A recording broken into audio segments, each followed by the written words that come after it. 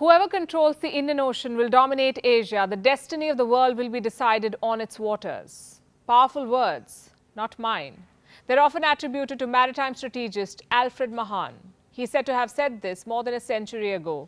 The attribution is contested, but the content is not. And I'm not here to talk about who spoke these words. I'm here to tell you that this prophecy is about to come true. The war to control the Indian Ocean has begun. India is being challenged in its own backyard by the Chinese military, the People's Liberation Army. They have a plan. Do we have a counter?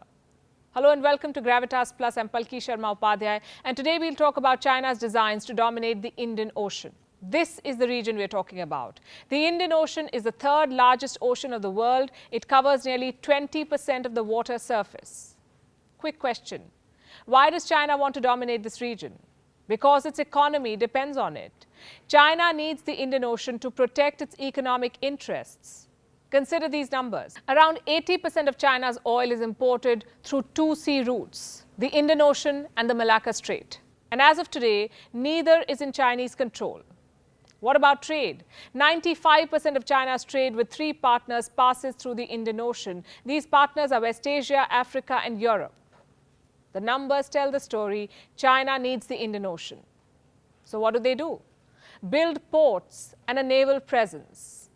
And I'm not talking about deploying a few ships here and there. I'm talking about military bases. China wants its own military bases in the Indian Ocean.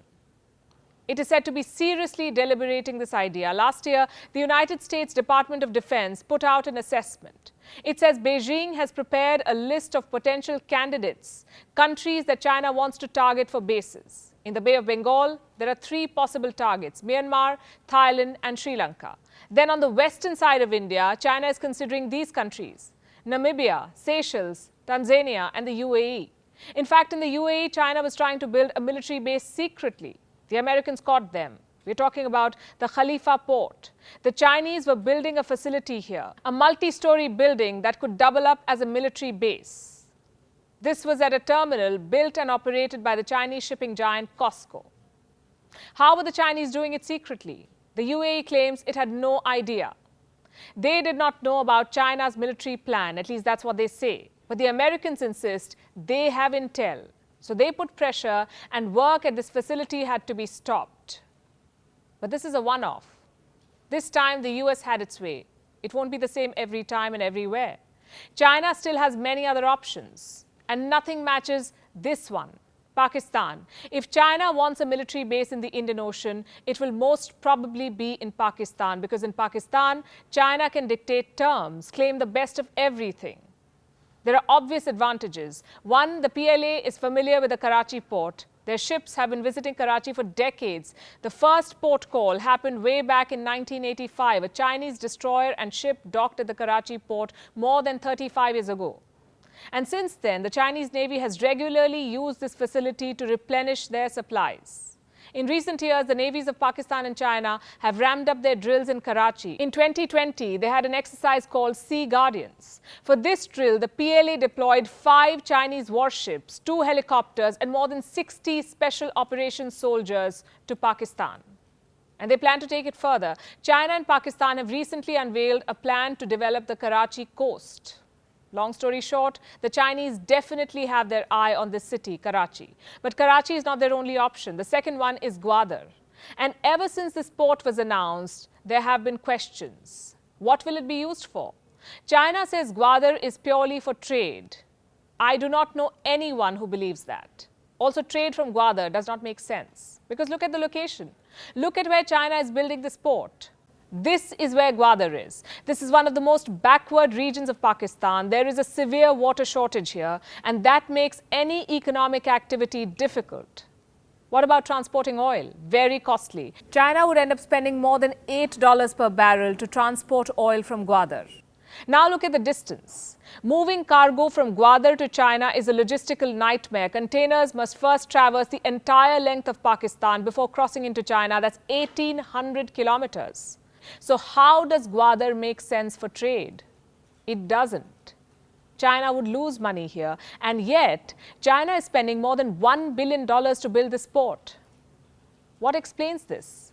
Gwadar is not for Chinese trade, it is for the Chinese military. As simple as that. Gwadar can serve as a military base for the PLA, if not immediately, then certainly in the future. This port can easily be repurposed for the Chinese military. It can support Chinese amphibious assault ships, fleet replenishment ships, and depending on conditions, even aircraft carriers. And this is why China is keen on Gwadar. It has strategic potential. You base the Chinese Navy here and you can operate in and around the Persian Gulf. What will the Navy do? Help commercial vessels in case of a conflict and control the waters. Exert Chinese military pressure in the Indian Ocean region. This is the kind of potential that Gwadar holds for China. Now, to be fair, the PLA has not made use of the Gwadar port yet. But that doesn't mean they can't. One PLA officer was once asked about Gwadar. Here is what he said. The food is already on the plate. We'll eat it whenever we want to. Gwadar is a perfect example of China's dual-use strategy. Build a port on the pretext of commerce and then equip it for the People's Liberation Army. Through the Belt and Road Initiative, the BRI, China is laying a network of such ports, dual-use ports. These ports can be leveraged for military needs whenever needed. In 2016, Beijing gave a legal foundation to this strategy. They introduced what is called the National Defense Transport Law. It has some very specific provisions for Chinese state-owned companies. By law, these companies are now required to design overseas infrastructure projects as per military standards. So that's what they're doing, building commercial ports for the military. I'll give you some examples. Ports built by China in the Indian Ocean region, Hambantota in Sri Lanka. It is now under Chinese control, you know that. China Merchants Port has a 99-year lease for Hambantota. It was built for trade, but Hambantota's existing berthing spaces can already accommodate surface combatants of the Chinese Navy. This includes corvette-class vessels. Same with Myanmar's Chauk Phu Port. Experts believe this facility is strategically significant for the PLA. It could be a valuable logistics support point. The Chinese Navy already conducts port calls in Myanmar. So this port, the Chauk Phu, could later on serve as a resupply stop. So we have Gwadar in Pakistan, we have Hambantota in Sri Lanka, and we have Chauk Phu in Myanmar. Let's zoom out on the map. What do you see now? This is the string of pearls, China's old project to choke India on the high seas. Beijing is executing this plan, but with a new playbook. The term military base is very controversial, and China knows that. It attracts attention, it triggers a lot of questions. So China has started building ports in the name of trade, basically dual-purpose facilities. Unfortunately for Beijing, the world is not blind. It sees these sinister designs, and it has begun protesting. Case in point, Gwadar again. For 1 month, thousands of people were on the streets of Gwadar. They know what's cooking inside the port. They know that Gwadar is being turned into a garrison. This was the biggest protest that Balochistan had ever witnessed. But China refused to even acknowledge these protests. Beijing called it fake news. The people of Gwadar exposed the ulterior motives of Beijing. China wants to weaponize the Belt and Road Initiative and dominate the Indian Ocean.